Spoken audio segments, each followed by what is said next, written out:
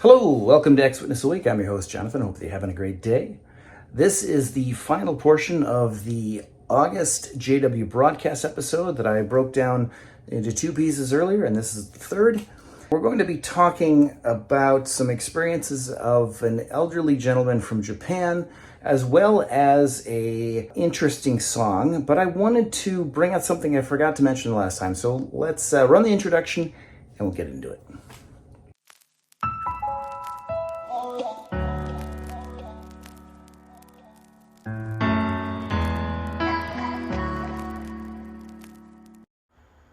Don't sue me, bro.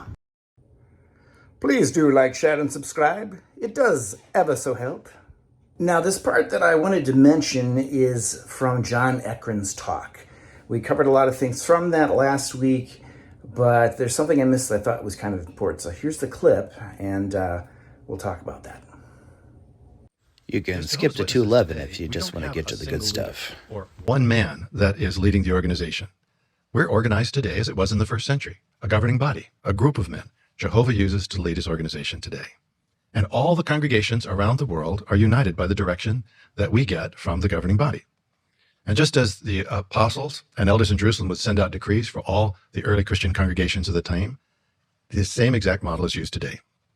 Now today, decisions from the governing body take many forms.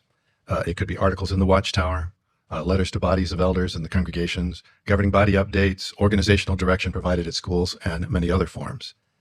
But all around the world, no matter where Jehovah's Witnesses live, they accept the direction from one governing body.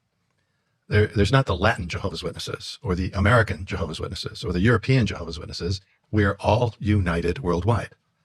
And Jehovah's Witnesses in one country don't say, well, I don't think that direction from the governing applies to us here. No, all of us understand that worldwide, Jehovah and Jesus are using the governing body as the channel for spiritual food and organizational direction. Well, I have a special treat, actually. There's a special guest to the channel that's going to talk to us about that. We're going to get their opinion. It's a representative from Jehovah's Witnesses. So I'd like you to please welcome Philip Brumley. It's a pleasure to be here, Hello, Brother Brumley. How are you doing today? I'm good. Thank you for coming on the channel. It's a real privilege to have someone who has headed up the legal department of Jehovah's Witnesses for so many years, plus 30 years now, I believe. That's right. Now, I wanted to get your opinion on John Ekron's talk when he speaks about the organization being united earthwide. How do you feel about that? Do you agree with that?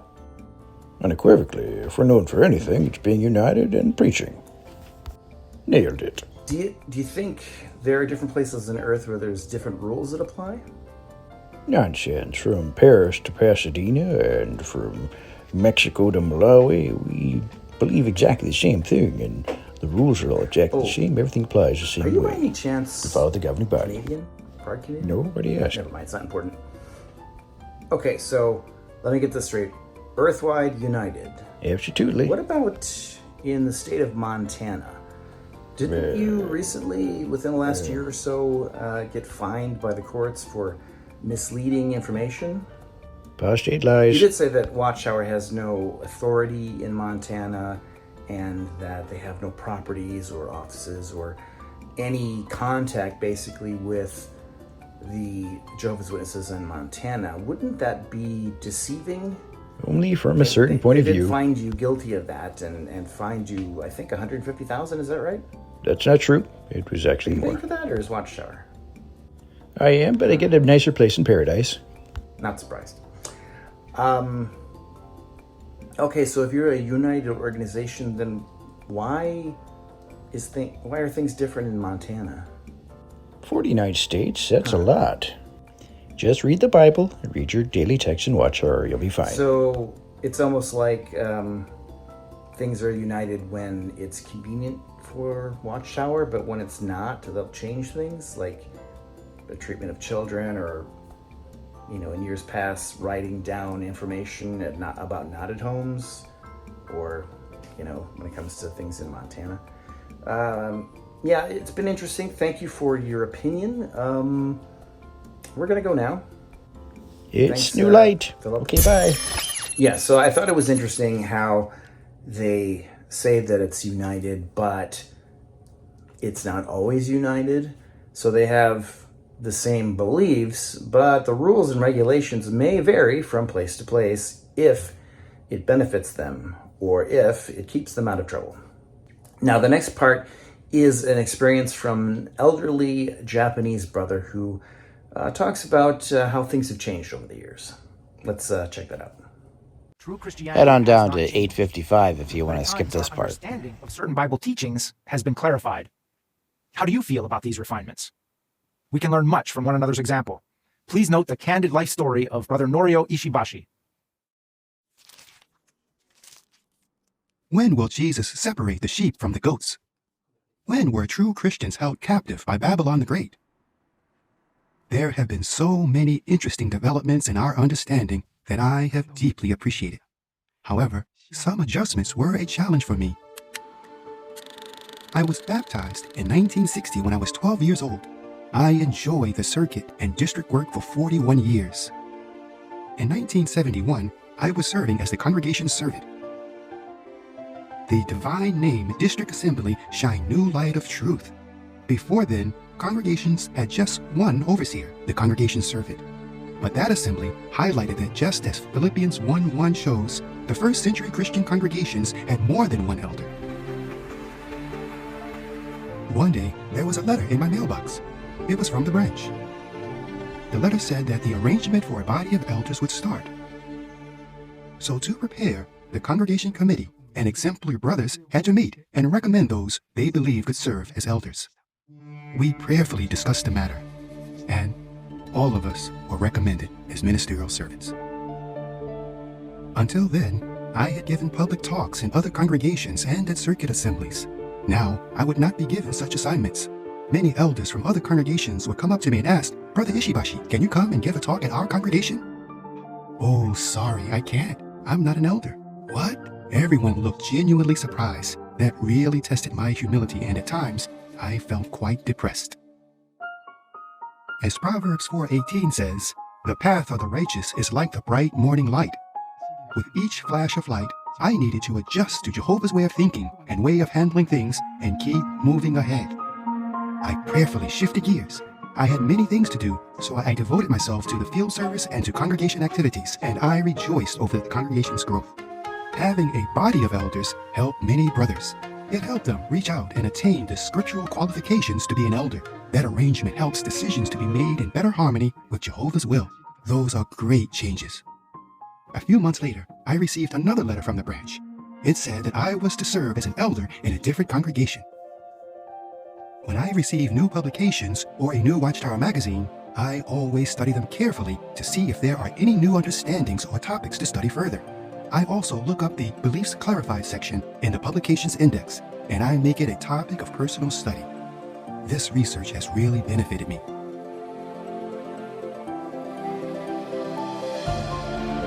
Jehovah is the God of love.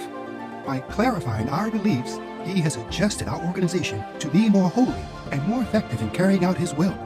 God's people are just getting better and better. We are always at new heights. It is so different from how the world is. I want to keep moving forward with Jehovah whenever He shows us His will as He guides us into the paradise to come.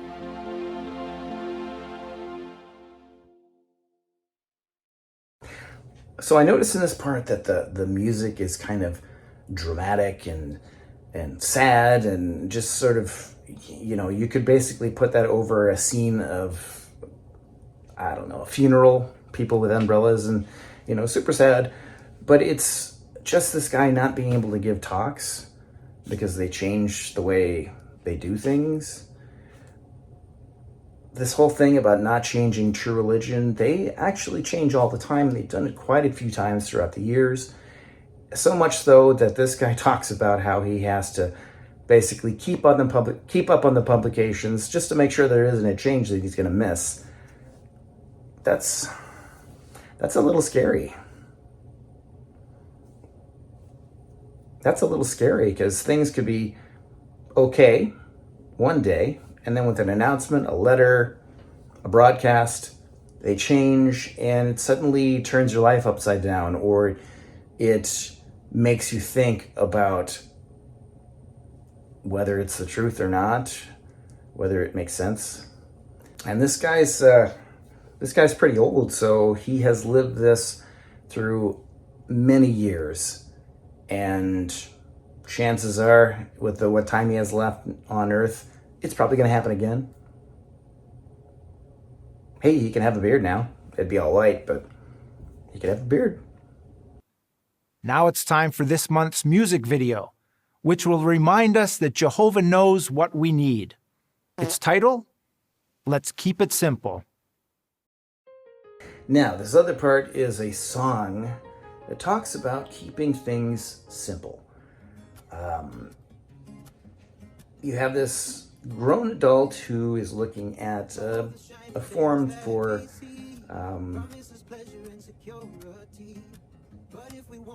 you have this grown adult who presumably knows how to deal with his own finances, but he's got to keep things simple because, you know, he could get into the, and it is a problem. It can be a problem if you overspend and you get into huge debt. But it's basically saying, don't do these things that you might enjoy and spend your time and your effort and your money on kingdom preaching and on going to the meetings and contributions in the Kingdom Hall. Nothing for yourself. You have to be selfless and give it all to Watchtower. That doesn't sound like a good plan to me. I mean, you know, if you feel compelled to give to a cause or to an organization, that's your right, of course. But is it balanced to take away everything that you enjoy and put it on hold for future promises?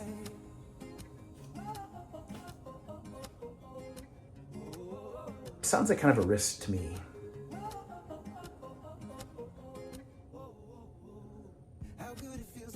Oh, and this song, the music, for some reason, ever since I heard it, I swear that somebody that whoever made this song heard a song on the radio from a few years ago and just decided to turn that into their song. I can't place it, so if you can figure out what that sound is,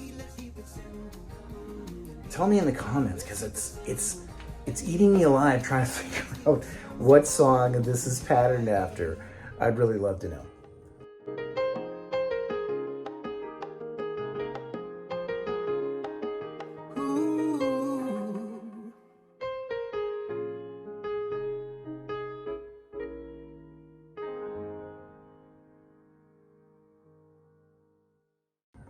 Okay, the final thing that is the letter at the end of the broadcast, where Brother Flegel flexes his Espanol.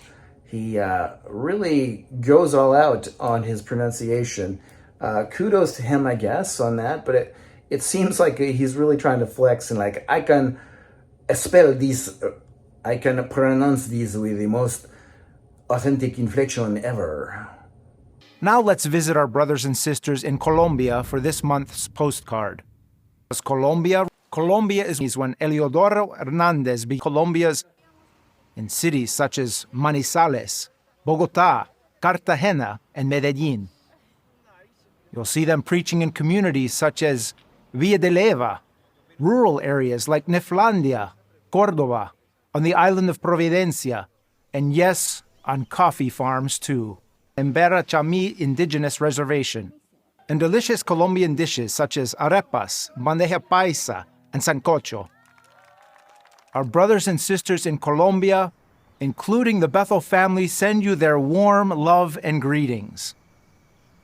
And please remember that we too cherish each one of you as part of our precious international family. From the world headquarters of Jehovah's Witnesses, this is JW Broadcasting. I haven't looked it up, but I bet you he served somewhere in a Spanish congregation or territory at some point, and he's just like, hey, I know Spanish. I'm cool. Anyway, that's all I've got for you. I hope you enjoyed the things that I brought out, And with that, please like, share, and subscribe, and catch me next time for a new video. Ring the bell for notifications so you can get the next one that comes out hopefully in a week. So, oh, and one last thing, one point of order. This weekend, it is, as of recording, mid-August, and I'm going to be going to Norville to join Vern and Shauna and hopefully some others in a protest. I've never done that, so this is going to be on my bucket list to finally do a protest over Jehovah's Witnesses. So when I attend, I will be sure to record a video and share my experiences and my thoughts on that. So thanks again, and I'll catch you next time. Bye for now. Oops.